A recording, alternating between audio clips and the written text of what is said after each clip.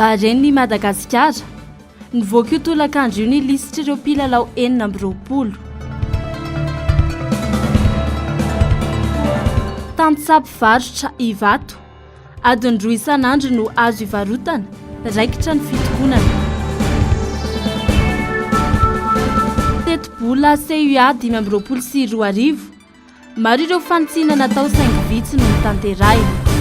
Eo amin'ny sokajy fitondrana hybride no misy any Madagasikara izay manambatra ny demokrasia amin'ny fifidianana sy ny fironana tsirefesi-mandidy hoy ny Economist Intelligence Unit raha nanao ny fanadiadiana nijerena ny fivoarana sy fanajana ny demokrasia tamina firenena 700. 5% no noty azony Madagasikara ka eo amin'ny larana fahatelo amin'ny 20 sika eto Afrika. Ny emitraly toerana telo isika rampitaina tamin'ny filarana farany. Mendrika risazany Madagasikara io fiaimorana io ho ny mpanao politika no ireo fihetsika mamoetra manohitra sy manitsaka ny demokrasia toy ny fahalalana miteny sy maneho hevitra indrindra ny fisamborana sy raha-matahora atao amin'ireo samijoro miteny sy manohitra. Ny filaran'ny Madagasikara niembotritsika niembotra larana telo reny dia taratry ny zavatra misy eto amin'ny firenena ny fahalalana miteny ny fanehoan-kevitra maro samihafa tsisy tsony zao zany na mpanao politika na olombe nao na olotsotra na madinika tsy afaka maneho hevitra intsony dia reny ny taratry le izy ka tokony samy hay andiny tena ny tsirairay avy hoe oentina iza le firenena fa isika dia manana sata republikana na ary firenena demokratika nefany zay miteny rehetra dia samborina na mpitahorina daholo dia amiko tena iny mihitsy ny mendrika atsika ary tokony andiny tena ny malagasy rehetra na ny mpanao politika ihany koa na ny mpitondra ihany koa oentina iza le firenena satria tsy azo atao tsony mihitsy zany zao ny manakihana ny milaza ny marina ny maneho hevitra mety hoe misy endrika kritika ho an'ny fanjakana tena averiko ihany meritentsika mihitsy le fiemorana. Mandoda tabatra manoloana zany ny mpanao politika ijerena sy amana ny olana isoroana ny mety ho vokatra izany aoriana kely ao. Misy antony fanginana sangahina iamafy kosa ny ovalin'ny fanagejana mbola tsy tara raha misy ihany ny fanapa-kevitra tokony aroso hoy ny fanamafisana. Misy farany ny zavatra rehetra izay fotsiny te ampatonga saina ihany te mba andoda tabatra ho an'ny mpanao politika rehetra indrindrindrindra ho an'ny fitondrana fa io misy antony ny fanginan'ny olom-pirenena sy ny mpanao politika tena misy fa sarotra le izy reny fisamborana maro samihafa reny fandrahonana sy fampitahorana reny sarotra ny miainan'ireny ho an'ny olom-pirenena tsotra ho an'ny mpanao politika fa zao nefa efa ny ainan'izany ty firenena ity misy farany io ary arakaraka ny amafy ny fanagejana sy ny fampitahorana ny vahoaka no amafy ihany koa ny amalin'ny vahoaka an'izay amin'ny fotoanany ka mbola tsy tary zay teneniko mbola tsy tara samy mandinikitsika samy malagasy samy tompon'ity Madagasikara ity aoka samy andinika andray lesona ny amin'ny zavatra efa nisy teto aloha dia ahay tenenina ahay amindra mba hanatsarana no avin'ity Madagasikara ity. Araka ny tatry ny Economist Intelligence Unit zara raha 570 isanjato amin'ny mponina eran-tany no miaina ao anaty demokrasia 730 isanjato eo ambany fitondrana tsirefesi-mandidy ary 510 isanjato fitondrana hybride. Amin'ireo firenena afrikana voakasiky ny fanadiadiana 20 no tsy manaja ny demokrasia isan'izany Seychelles, Soudan Atsimo ary Somalia izay ao anatin'ny sokajy fitondrana tsirefesi-mandidy raha 40 kosa no anatin'ny sokajy fitondrana hybride misy any Madagasikara. 4 ireo fitondrana tsy lavorary ary firenena iray ihany no everina ho manana fitondrana demokratika tonga lafatra dia Maurice.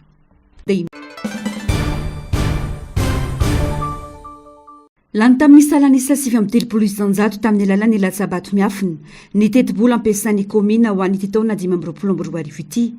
730 tamin'ireo mpanolotsain'ny tanàna 510 no nandany ny fizarany vola miditra sy mivoaka. Ary 30 amin'ireo mpanolotsain'ny tanàna 510 no nanao eny ho an'itetika SAPIP, projet d'investissement public rehetra izay kasaina tao. Ny ambony tamin'ireo nanao vato fotsy, nandary nisy roa nanao vato maty. Raha ny vinavinatra ny ambolohany, folo andro no nandinian'ireo mpanolotsaina izany mialoha ny andaniana azy. 770 miliara ariary no kasain'ny fiadidiany tanàna ampiasaina amin'ity taona ity.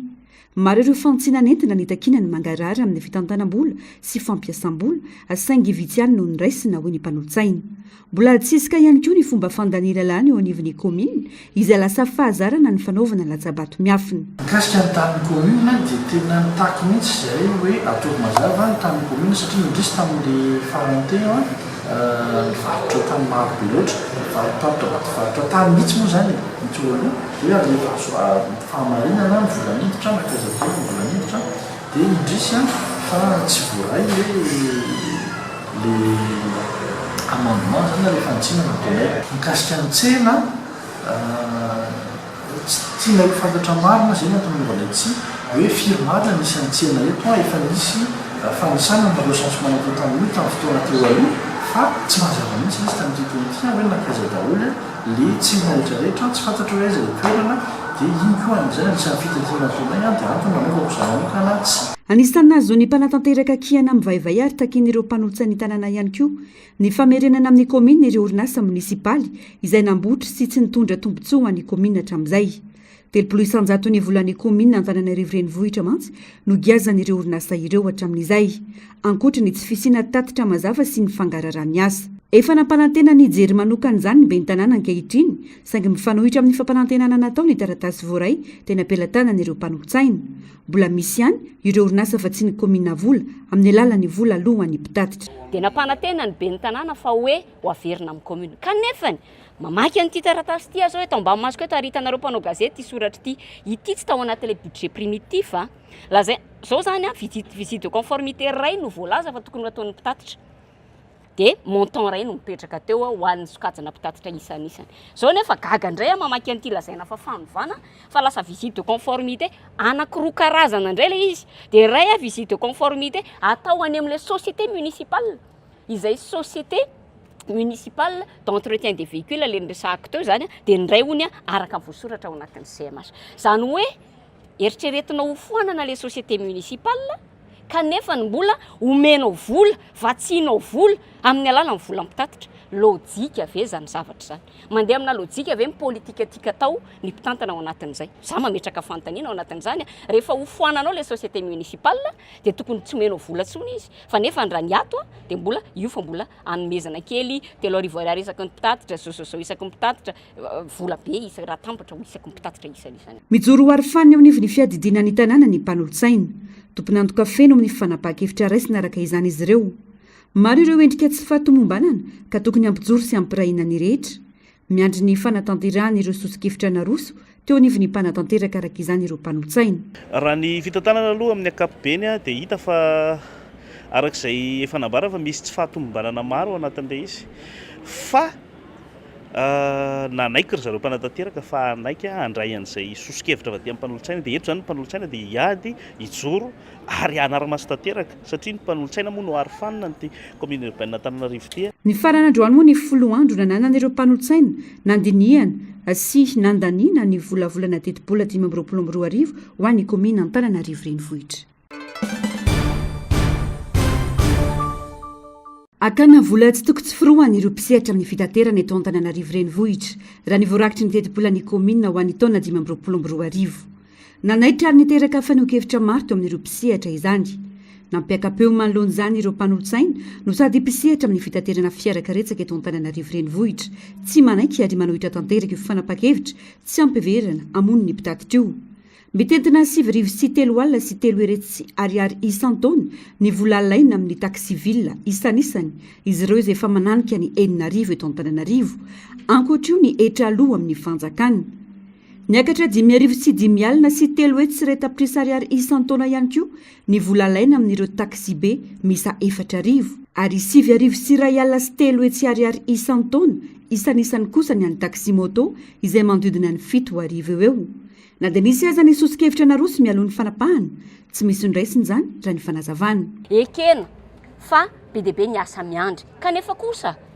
tsy adala ny olona raha miteny ataovy ny élargissement ny assiette fiscale ataovy an'ireo olona tsy mandono mba ataovy angalana vola mba handoavany fa jerenareo ny ao anatin'ity le sarety efa nisoratany tao zao hoe tokony mba angalana vola farafaratsiny satria mampiasa ny lalana Antananarivo dia inona natao foanany indray dia le mandoa foana zany ny vesarana dia le mandoa foana zany ny terena ohatran'ireny manapotsitra inona reny eto amin'ity Madagasikara ity tsy afaka ekena zany amin'ny maha olom-boafidy tsy afaka ekena zany amin'ny mampitatitra zay zany zavatra azoko ambara mikasika an'izay lafin'izay ary efa miresaka vola ihany a le eritreretina ho alaina dia tiako zany manamarika amintsika hoe nyresaka taxi moto moa zany rehefa nataoko natambatambatro ny isa ato a dia katsahan'ny commune angalana vola 319 000 ariary par an 7 sy ray alina sy 3 hetsy ariary isa-taona.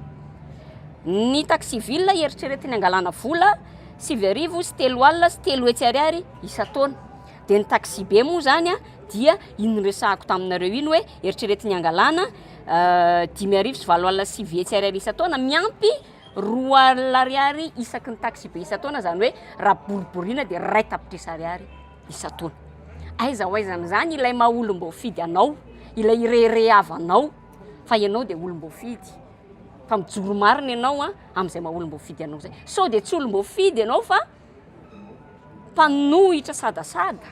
Ankoatr'io, mbola mijana ho baraingo tanteraka ihany koa ny tombontsoa tokony hositrana ireo mpanolo-tsaina. Mitady ito ny fomba fanao ratsy ankehitriny no ny fanazavana satria na io aza tsy tafiditra ao anaty teti-bola akory. Ny zavatra resahana zany a ho an'ny mpanolo-tsaina ny tanànan'Antananarivo a dia ny mpanolo-tsaina ny tanànan'Antananarivo hatramin'izay mialohan'ny mpanolo-tsaina anay teto a dia ny sitraka ny atao hoe mandat spéciaux. Enina hetsy ariary isam-bolana izy io. Mandat spéciaux ny anarany. Rehefa niditra teto izahay a dia nolazaina na hoe mody nolazaina. Satria moa tsy le mandat spéciaux tena atao anaty teti-bola dia mody nolazaina fa hoe sarotra be ny maka ny vola io, tsy ara-drariny io, tsy ara-dalàna io fa aleo asorina ao anatiny ilay budget. Zay zany le zavatra nitranga. Dia taty aoriana le izy lasa navadika natao indemnité de carburant. Dia rehefa natao indemnité de carburant le izy a dia teo amin'izay lasa nanaovana chantage. Ary miala tsiny ako, zaho tsy olona mahitsy fa raha ny fijeriko azy manokana amin'ny mpanolo-tsaina dia hoe mitady itoy ny fomba fanao ao anatin'izany. Raha ny fijeriko azy manokana satria za zao teo nangataka, za tsy menatra ny amin'ny zavatra ara-drariny a, zay olom-boafidy a, ohatry ny olom-boafidy rehetra, député sy ny sisa misy zo tokony hositrahany maha olom-boafidy. Dia ny teny mihitsy zay hoe ataovy ao anatin'ny teti-bola mba ho mangarara eo anatrehan'ny vahoaka izany vola sitrahany mpanolo-tsaina izany. Fa mivaly teny azy dia hoe aleo hitambatra any mpanatateraka ihany fa any mba moramora ny azahoana azy. Kanefany inona ny zavatra mitranga rehefa avy eo araka ny efa hitanareo teto hatramin'izay any mpanatateraka dia rehefa avy eo zay misehoseho bevava, zay misehoseho miteny ampanao gazety, zay misehoseho miteny tenery dia tapao ny zoany aleo tsy omena. Zany ny zavatra misy eto nefa lazaina fa tany demokratika. Miteraka ady hevitra goavana eo amin'ny samy mpanolo-tsaina ny fomba fanoherana eo anivon'ny fiadidiana ny tanàna Antananarivo, indrindra manoloana ny fandaniana ny teti-bola androany. Tsy mahafantatra ny tokony ataony no mahatonga ny sasa manao hitrabontolo hoy ny mpanolo-tsaina avy amin'ny fanoherana sasany. Ny fanoherana tsy midika hoe raha misy zavatra aroso ka ho fampandrosoana ilay tanàna Antananarivo efa tena mampalahelo sy efa tena sahirana lalina, tsy midika hoe ny fanoherana be fahatany izay fampanjoana Antananarivo zay, fa ny fahaizana manao an'ilay hoe fanoherana dia ny fijerena hoe amin'ny fomba ahoana no ametrahanao zay, ny mampanohatra anao zay, dia amin'ny fomba ahoana no ametrahanao fa tsy mpanohatra ianao, tsy mpanohatra voalohany ny fampanjoana atao anatin'ilay firenena. Zay ny antsoina hoe tsy mpanohatra. Mpanohatra ny tsirariny ao anatin'ilay firenena, manohatra ny zavatra tsy nentina tao anatin'ilay firenena. Izay amiko ary fidira manandro be ny antsoina hoe mpanohatra, fa tsy hoe manohatra anjambany na manohatra bontolo ny zavatra rehetrarehetra mitranga ao anatin'ilay firenena. Tsy avy amin'ny fanaovanao tsy tontolo na ahafahanao mamahany zany olana zany. Namaly zany avitraniny avy amin'ny mpanolo-tsaina ity marina namafy fa tsy tokony alokaloka amin'ny filazana fa tsy fanoherana bontolo ny zava-misy fa mila mpanolo-tsaina mijoro amin'ny foto-kevitra nandaniany vahoaka azy sy izay mifanaraka amin'ny filany. Ianao rehefa miteny fa mpanohatra ianao dia tsy tokony ny alokaloka ny any amin'ilay hoe zay tsy mpanohatra bontolo. Fa rehefa hitanao fa tsy mifanaraka amin'ny atonton'ny vahoaka amin'ny maha olom-boafidy anao, ny zavatra izay aroso eo anatrehanao, alefa mpanatateraka eo anatrehanao dia mila mijoro ianao ho an'ilay vahoaka mifidy anao. Angamba mety misy mpanolo-tsaina mety sambany vao mamandray an'izany andraikitra olom-boafidy zany ka tsy hain'ilay izy tsy fanomezantsiny. Fa ianao rehefa olom-boafidy fa tsy olom-boatendry dia ny zava-dehibe dia ny fiarovanao an'ireo olona izay nametraka anao amin'ny toerana. Isaky miteny dia lasa ohatrany hoe izay samy ato anatin'ny fanoherana no mifampitifitra. Dia nefa ny rahanareo nahita teo angamba ny zavatra nambarany fa miaro izy an'le exécutif, miaro izy an'le budget narosiny exécutif. Kanefany dia miteny amintsika anananay miprofo fa ny zavatra voasoratra atao anatiny ity lazaina fa fanotsiana narosiny exécutif ary natolotra anay androany ity dia mifanipaka tanteraka amin'ilay narosinay, ilay sosikevitra ny heverina objective narosinay izay noeritreretana fa ahafahany patatitra mandovola aradrariny ary naroso teo anatrehany mpanatanteraka. Anjakan'ny kolokolo ny akamaroan'ireo sehatra eto amintsika. Tsy mahagaga raha any amin'ny laharana 700 amin'ireo firenena 700 maneran-tany misy antsika. Arak'izany, mampiseho fa mbola sakana lehibe amin'ny fampandrosoana sy ny fitokisan'ny vahoaka amin'ireo firafitra ara-pitantanana ny kolokolo. Isan'ireo lasibatry ny kolokolo ny fahasalamam-bahoaka. Eo ohatra ny fandoavam-bola any amin'ireo tompon'andraikitra ny anivon'ireo tompom-pitsaboana fototra na CSB raha ny fanazavan'ny Transparency International Initiative Madagasikara. Ny endrika kolokolo any anivon'ny fahasalamana aloha zany maro ary miseho amin'ny endrika samihafa ilay izy. Mety hoe eo ilay fanomezana vola fa miseho amin'ny alalan'izay fampiasana fahefana izay ihany koa ilay izy. Raha nanao fanadihadiana ny Transparency International dia ny zavatra tena hita matetika dia ny hoe misy ny fangatahan'ireo mpiasan'ny fahasalamana vola amin'ny tolotra eny amin'ny ohatra eny amin'ny CSB izay tsy tokony handoavam-bola nefa angatahana vola. Ohatra fotsiny amin'izany zao ny vaksiny zao misy an'izay fandoavana rakitra izay zao hoe mandoa 500, mandoa 200 miankina amin'ilay toerana ihany ilay izy hoe ohatrohatra ny ahoana ny fomba ataon'zareo.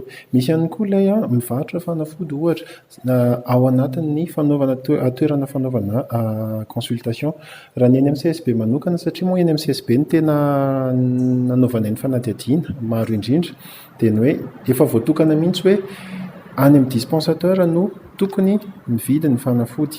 Any zany fa ny aty amin'ny dokotera dia ny consultation sy ny fanomezana ny ordonnance dia ny ordonnance ndetina mankany amin'ny CSB fa tsy izay nefa ny zavatra mitranga fa noho n'ilay tsy fampiana olona aloha voalohany indrindra eny anivon'ny CSB noho n'ilay fifanitsahana andraikitra matetika tsy ny CSB rehetrarehetra akory fa sasatsasany amin'ireo CSB izay fifanitsahana andraikitra izay no mahatonga an'izay kolokolo izay zany fitsaboana ny olona anankiray dia manome fankasitrahana kely ho an'ilay mpiasan'ny fahasalamana.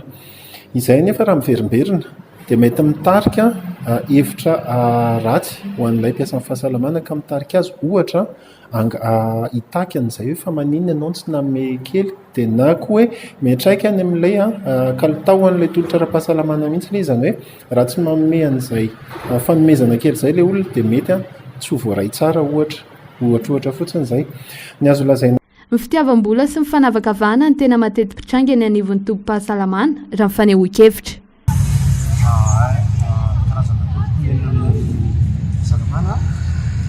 Eo amin'ny resaka fanafody aloha raha tsy mandovola aloha zany tsy mahazo fanafody izao ny marary. Eo amin'ny koa lafo loatra ny fanafody surtout eny amin'ny talim-panjakana saka fitiavan-tena fitiavam-bola sy ny sisa nefa raha hoe zany fahasalamana zany tokony manara-dalàna mba tokony hoe manisy fitaovana manokana kanefa ny vao miara-rotan'ny olona ilay izy. Ka hoe sahirakirana ilay olona marary ohatrany hoe tsy antsinavo toeram-pahasalamana zany ohatrany hoe mijery hoe sahirana ilay olona dia tsy raha zareo nefa raha misy olona zao marary ao akaiky ohatra hoe misy ataona ohatr'izany dia farombany zareo na amin'ilay sakafo fanafody. Maro ireo antony mety mahatonga ny kolokolo eny anivon'ny tompom-pahasalamana. Isan'izany tsy fahampino-tosika eny amin'ireo toerandreo raha ny nambarany tao amin'ny transparency hatrany. Fifandraisana zavatra maromaro voalohany indrindra aloha ny tsy fahampiana ny fanohanana an'ny CSB. Tiako tenenina amin'izay dia ny hoe ny financement an'ny CSB matetika tsy hoe matetika moa zany fa raha ny tena izy a dia alefa ny ministèran'ny fahasalamana makany amin'ny kitapom-bolan'ny commune dia ny commune no géré an'izay miaraka amin'ny chef CSB fa ny zavatra mitranga matetika mitaraina ny eny anivon'ny CSB fa tsy tonga ara-dalàna eny aminy a ny financement tokony ho ampiasainy mandritra ny taona. Izay zany tena olana be anankiray. Marina fa efa misy ezaka ataon'ny ministera amin'izay fa angambany hamafisina ilay fanaraha-maso mahakasika an'izay fa ny zavatra mitranga matetika dia misy somary ataoko afa anaty faraingisosina ihany izy fifanilahana andraikitra. Rehefa mitanina ny commune dia ministera no mandray andraikitra an'izany fa tsy izay fa tonga fotsiny ilay vola dia izay.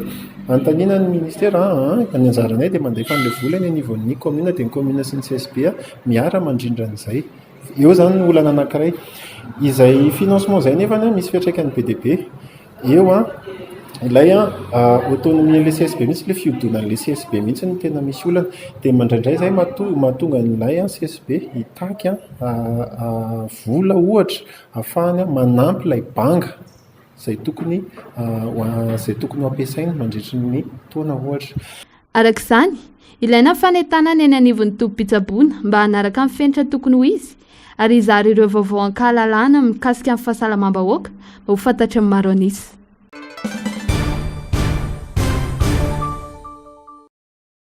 Toerin'ireo mponina tanteraka ny fikasana hitrandraka terra rara ataon'ny orinasa Arena Resources ao Ampasindava, distrika Anambanja.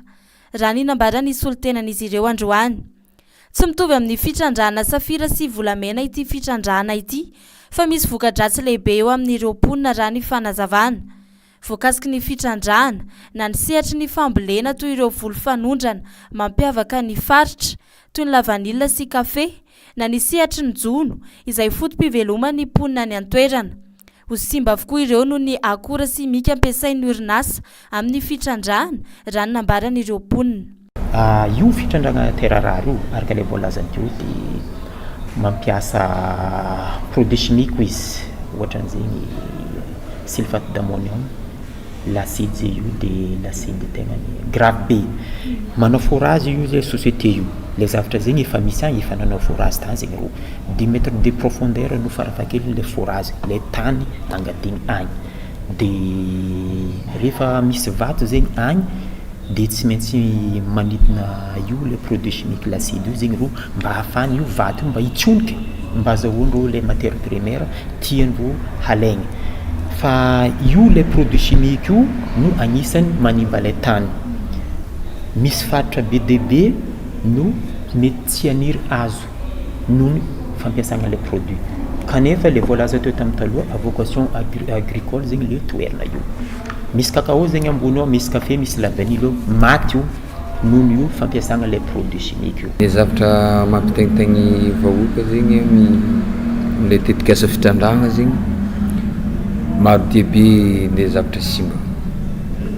Ny le fotom-piveloman'ny mponina agny fambolena, fanjonoana, fiompiana. Ke anatin'ny fiompiana zegny tsy dia fanaraka amin'ilay fitrandrahana satria ino antony? Le fitrandrahana le terra rara zegny lasa maro karazana mitady rano boko produit chimique jutso ambany agny ivalagna andeha amin'ny ranomasiny roboka le arinan-dranomasy jiaby. Bako magnarakaraka azy koa ny tany mitrotro volo fahondrana jiaby lasa simba. Velarantany 3.7 kilometatra toradrony voakasika amin'ny vantana amin'ny fitrandrahana terra rara io raha ny fanazavana trany. Kaponina 5,000 mahery no iaran'ny fiantraikan'ity fitrandrahana ity. Nisy ny dingana natao teny anivon'ny commune sy ny distrika tany antoerana ny amin'ny ampitsarana ny tetikasa saingy tsy nahitam-boka an'izany raha ny fanazavana trany. Mangataka ny fitondrana ambony arak'izany ireo mponina voakasika ijery ny marary azy ireo ka hanatsatra ity fitrandrahana manimba tontolo iainana ity. Ndava zena vianay tonga aty magnano antso avy amin'izay mpitondra fanjakana aty fa maro dingana narahinay tany efa nagnano esin ro taloha fa managna taratasy cahier de charge izy amin'ny commune zegny hoe raha andeha ataonay tsara ny boaka hatry zao ke rozy io ty regninay matetiky mandeha mivaovao antsoavy fa zay havy ke zegny mahatonga zay nagnapetraka nanonga nandeha ty nagnambela antsoavy ampitondra fanjakana mba hagnakantogna izy hijano. Isy fiatraikany lehibe eo amin'ny lafiny ara-toekarena eo amin'ny distrikt Anambanja ity fitrandrana ity ka tokony isy fepetra haingana raisina ho fampitsarana azy raha ny faneho-kevitra hatrany.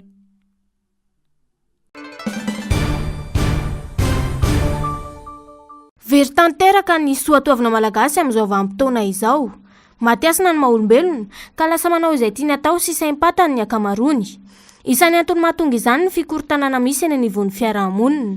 Fanampon'izany, ny tsy fahazakan'ny olona ny fahantrana sy ny tsy fahatomombanana amin'ny lafiny reto eto Madagasikara no mahatonga ny tsy fahandriam-pahalemana hirongatra eto amintsika.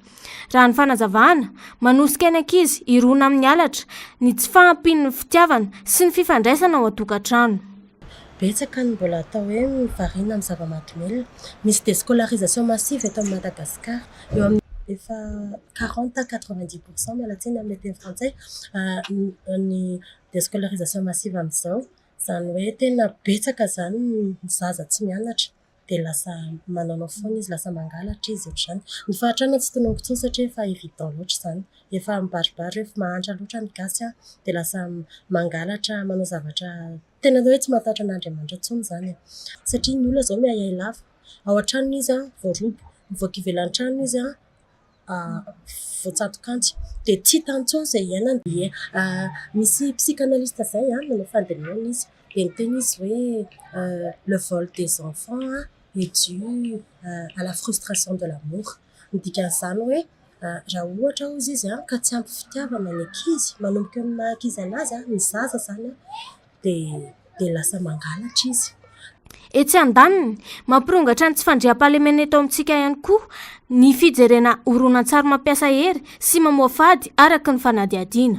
Le génération sa manana génération andreo ankizy ireo, ireo olona rehetrarehetra ireo, misy ny tsy manana asa ary misy ny tsy te hiasa mihitsy ihany koa.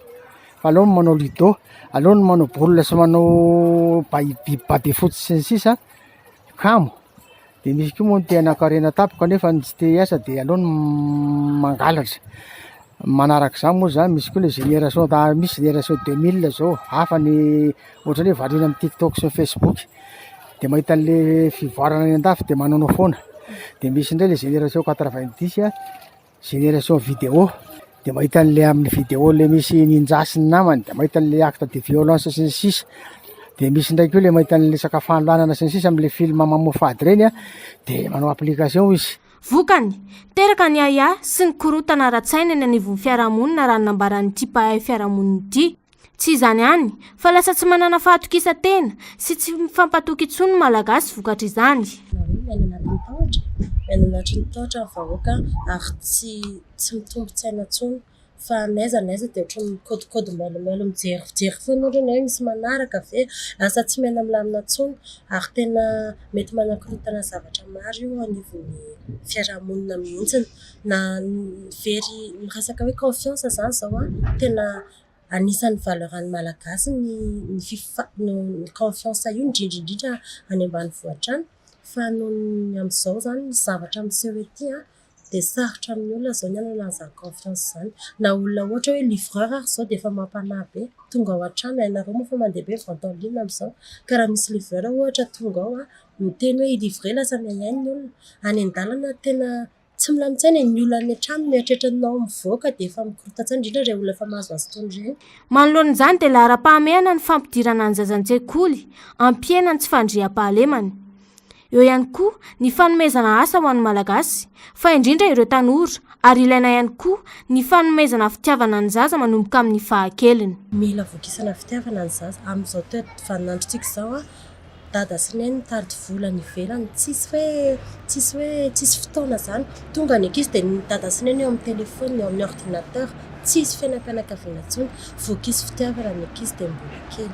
Zany dia izay moa zany akoatra ny hoe mpandika fiarahamonina dia anatina association izay dia tena manao an'le hoe insertion à l'emploi des jeunes zany hoe manolotra asa ho an'ny tanora zahay ao amin'ny association observatoire de la jeunesse ahafahan'ny Madagasikara mandroso resy lahatra zay fa ny tanora manisy indrindra eto Madagasikara dia raha reo ny atsehana mety hampandroso ny firenena mety hanala ny sécurité dia faharoa ihany koa tokony entanina ny mpanabe rehetra apiditra indray ny instruction civique ao amin'ny fandaharam-pianarana manomboka any amin'ny kely indrindra zany mandrapahatonga anazy lehibe ampianarana mihitsy zany izy hoe mahazava-dehibe ny hoe ny maha-olo-pirenena ny zon'ny olombelona zany zany tena ampianarana azy mialoha ahafahany mba hoe ho lasa olombanina rehefa lehibe dia ankoatran'izay ilana ihany koa zany hoe miditra fikambanana reny tanora reny ny zazakely tena ezana ampianarana daholo aza miandry hoe famatsim-bolana inona fa tonga dia tena atao izay vitanao eo manodidina anao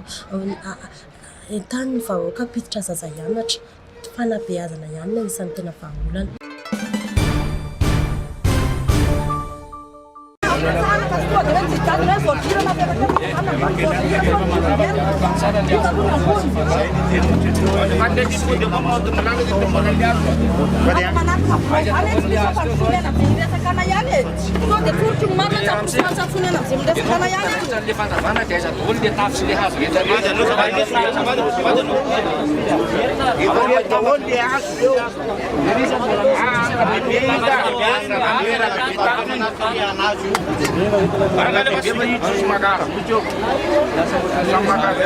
Ndroso tamin'ny fitokonana ireo mpivarotra ety amin'ny tsena ny Tantsaha Ivato androany no ny lamina vaovao niraisiny teo anivon'ny commune.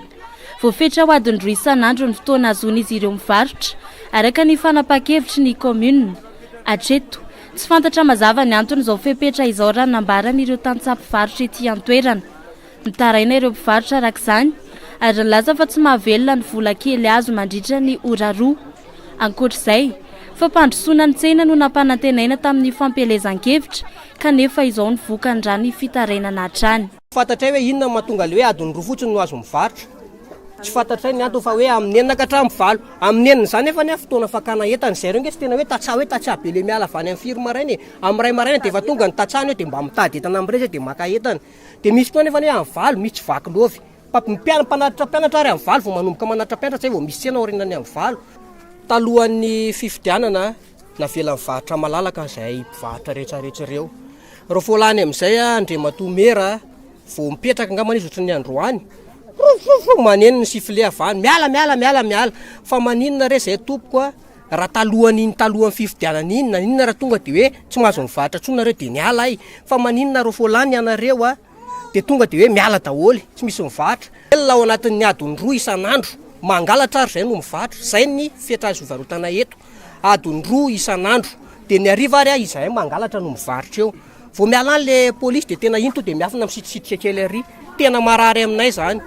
Dia tsy haiko hoe zakan'zareo ao amin'ny commune ve zakan'ireo mpiasa ao amin'ny commune ireo ve raha ohatra hoe adiny roa koa zareo no miasa dia ohatra ny ahoana konkoa fetraikan'ny vahoaka hiakatra makao efa maninona no adiny roa. Varotra manodidina ny 700 isa no voakasiky ny fanapa-kevitra ndraisina raha ny fanazavana trany.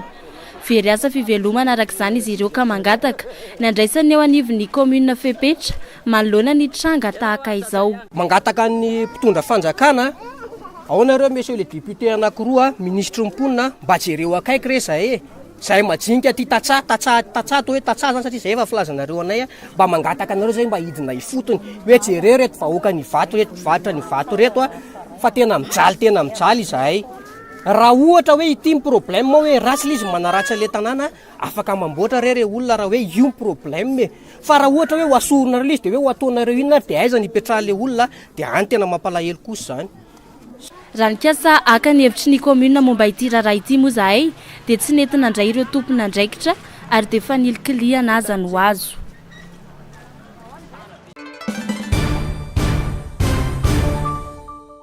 Araka ny fanadihadiana natao fikambanana iray 12 faingo roa isanjato amin'ireo marary tonga nanantona ny hôpitalim-panjakana efatra teto Antananarivo tamin'ny taona 2024 sy ny taona 2024 dia vao marina fa mitondra ny aretina skizofrenia. Vokatry ny fikorontanan'ny tsiri-panetana na ny hormone ao amin'ny atony skizofrenia ka ny tanora manomboka eo amin'ny 15 taona ny tena marefo amin'ity aretina ity. Hoy mpitsabo manokana amin'ny fahasalamana ara-tsaina. Dia aretina izay miatraika amin'ny olona noho ny fikorotana ny tsirom-panentana ao anatin'ny atidohany. Eo amin'ny fahatanorana eo zany manomboka mipoitra io schizophrenie io, tsy mifidy sokajin'olona, tsy hoe ny manan-karena ihany na ny manitra ihany no mety hiaina zany schizophrenie zany, fa mety ho tratrany avokoa ny olona rehetra. Ohatran'ny hoe raha ny fisehony rehefa miaina an'ilay schizophrenie ny tanora anankiray dia indraindray mbola tsy tena hita taratra mivantana ilay izy, fa miatomboka amin'ilay hoe manomboka tsy dia maharaka izy any ampianarana, olana hay be taloha dia avy eo manomboka tsy dia tena maharaka loatra, jerena classe de première, seconde na hay be, terminale tsy afaka bac, tahak'izay aloha amin'ny voalohany, dia avy eo manomboka mikorotana ny torimason'ilay olona. Rehefa mikorotana ny torimason'ilay olona ka tsisy fandraisana tanana dia mety hitarika hatramin'ilay hoe épisode psychotique. Izay zany aloha ny tranga voalohany mety ahazo ny tanora anankiray, ary tsara marihana fa ny schizophrenie dia tena ny tanora no mahazo anazy. Miteraka fikorotana amin'ny fihetsem-po eo amin'ny olona iray marary schizophrenie. Matetika mahare feo na mahita zavatra tsy misy izy, izay mety ho loharan'ny tebiteby, tahotra ary fikorotanana lalina. Raha tsy voatsabo ara-potoana dia mety hitarika fahavoazana amin'ny tena sy amin'ny hafa izany, ka anisan'izany ny famonoan-tena. Ka izany zavatra zany miteraka tebiteby any amin'ilay olona, miteraka tebiteby izay tsy ho tsapany manodidina anazy mihitsy zany izay zavatra satria izy irery ihany no mahatsapany izy. Rehefa ataontsika hoe mbola tsy misy fandraisana tanana ao anatin'ireny fotoana ireny dia lasa tahaka ny korotana mihitsy ilay olona, lasa masika, mety masika, mety mikorotana, mety mamono tena. Izay zavatra izay aloha zany no tena atahorana indrindra, ary tsara marihana fa ny olona miaina schizophrenie dia mijaly, tsy hoe ry zareo akory ny hoe atahorana mety hamono olona na ohatr'izany, fa ireny olona ireny raha ny tena victime anatin'ilay izy, satria efa miaina an'ilay hallucination, efa miaina an'ilay tebiteby nefa tsisy mahatsapa ilay zavatra iainany. Izay zavatra izay mihoatra ny enim-bolana. Raha enim-bolana zany ilay tanora miaina an'izay hallucination izay mety azo lasaina schizophrenie izay. Omariana ny asabotsy ho avy izao ny andro maneran-tany ho an'ny schizophrenie. Hisetrika ho fampahafantarana ity aretina ity ho fanabeazana sy fanentanana ny vahoaka, satria mbola maro tsy mahafantatra eto amintsika fa aretina azo tsaboana ny schizophrenie. Araka ny tatitry ny vondrony iraisam-pirenena momba ny fahasalamana na ny OMS tamin'ny taona 2024, manodidina ny 420 tapitrisa ny olona schizophrène maneran-tany, izany hoe olona iray amin'ny 300.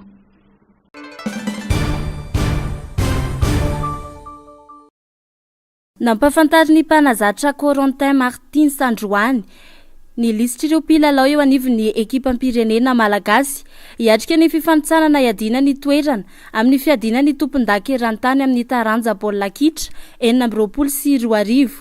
Nofantenany sy nojerena rakaraky ny lalao efa nateo aloha ny toeran'ireo mpilalao amin'ny barera ny fanazavana.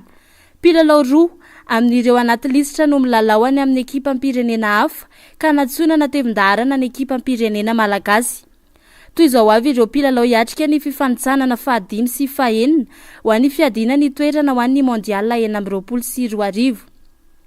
Layton Sony, Dupir Jordan, Rakoto Asimbola Zakanirina, Adrien Melvin no mpiandry Tsatokazo sy any amin'ny vodilaharana, Thomas Fontaine, Marcelin Jean Arsan, Razavindray be Armianta Rajonirina, Randriamanampy Soutoni, Jean-Pierre Morgan, Milimono Thierry, Akapandie Mathieu, Rabe Manantso Radoniaina, ireo kosa no mpiaro Tsatokazo. Eo amin'ny avonkianja no ahitana ny Marco ilay maharitra, Ravelson Ryan, Courtier Clément, Ivatoni, Loïc Lapoussin, Andrianarmanana Aroasina, Lalaina Rafanomezantso, sy Rakotony Menjanahary Bagio, Raherniaina El Adari, Randrianantenaina Arnaud, Noiro, Torio Samuel, Rakoto ary Malalanjiva, Hakim Abdallah ary Kadi Warren kosa no andrafitra ny fanafiana. Marina mo fa miisa 420 ireo mpilalao ireo. tsy afaka hiatrika ny lalao ifanaovana amin'ny Ghana sy Centrafrique ny 7 sy 24 martsa ho avy izao kosa i Louis Demoléon. Et après jeter un œil à la liste qu'on me proposait sur les joueurs binationaux, savoir s'ils étaient susceptibles de venir aussi nous apporter un plus au niveau de la sélection. Donc oui, j'ai contacté d'abord les joueurs cadres de la sélection, voilà, pour leur parler. Et puis après, je suis parti voir quelques joueurs aussi susceptibles de venir nous renforcer. Et puis voilà, je suis arrivé à cette liste-là comme ça. Il y a eu à peu près une petite dizaine de noms qu'on a pu contacter, des nouveaux binationaux. Et voilà, il y en a quelques-uns qui vont nous rejoindre cette fois-ci. Nosamborina no niady nataony tamin'ny zava-mahadomelona ny filoha Filipiana teo aloha, Rodrigo Duterte. Nampagay ny fitsarana iraisam-pirenena momba ny eloka bevava na ny CPI ho nanao eloka bevava nafatesana olona narivo ny tao Filipina ny tenany nandritra ny fitondrany. Izany hoe ny taona 1942 ka hatramin'ny taona 2022. Raha ny loharanom-baovao, manodidina ny 409 ireo mpivarotra zava-mahadomelona notifiry ny mpitandro ny filaminana nandritra ny fepitaona nitondrany. Ankoatra ireo mpandray zava-mahadomelona sy ireo mpisehatra hafa mahakasika izany. Raha ny loharanom-baovao ihany, dia fitifirana ivelan'ny fitsarana avokoa ireo notanterahina ireo. Etsy ankilany, nanambara i Rodrigo fa ady masina ho an-tanindrazana no nataony ka tsy rary ny velively ny fisamborana natao azy. Ho tsarainao amin'ny CPI any lahemo ity filoha Filipiana teo aloha ity ary nentina avy hatrany tany an-toerana ny tenany omaly taoriny ny fisamborana azy. Tsara ny manamarika fa niala tsy ho-mpikamba ny CPI nanomboka ny taona 2022 i Filipina. Fitsarana miangatra ny CPI hoy ny Filipina tsy voantso tsaraina eny anivon'ny CPI manko ireo mpitondra eo anivon'ireo firenena tandrefana na dia hita fa manitsakitsaka ny zon'olombelona aza. Na dia teo aza nefa izany, tsy nasakana ny CPI tsy hamoaka didy fampisamborana ity filoha Filipiana teo aloha ity ny tsy mampikambana azy ireo intsony eo anivon'ny CPI.